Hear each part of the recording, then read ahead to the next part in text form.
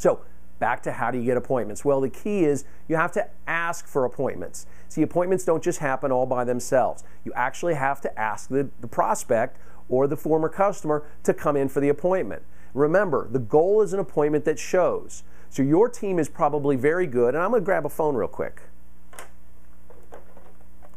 Your team is probably fantastic at doing things like this.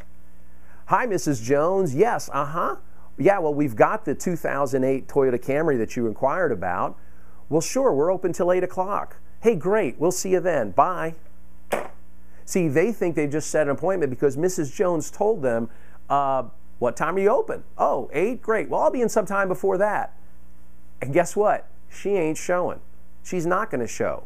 See, once we get Mrs. Jones on the phone, we've got to set a firm appointment. We're going to talk about what that is when we talk about what the perfect appointment is. By the way, perfect appointments, any appointments, an appointment that shows, it all happens on the phone. Your team thinks that working on their computer is working. Or your floor team may think that being outside, waiting on the up bus, that's working, and it's not. Today, there's only one thing that's working, and it's this. If you're not on the phone, you're not working. It's as simple as that. This is working, anything else is not working. Now, one of the keys on the internet side of the business, how we drive lots of appointments, is we treat every lead like it's an order. So for example, let's say I worked for your manufacturer and I ordered a car through the manufacturer, but I happen to live in your market. When you called me to tell me the car is in, would you use traditional road to the sale questions? Would you try to build rapport? Would you say, hey Steve, are there any colors you wouldn't consider? Or hey Steve, do you plan on using this more for business or for pleasure? No. You would treat it like an order that it is. You'd say, Steve, your car is in. When do you want to come pick it up? See, that's the way we need to treat every lead that we get from our internet side of the business. Treat it like they ordered the car. Let them stop us. Let them slow us down. Let them try to build rapport.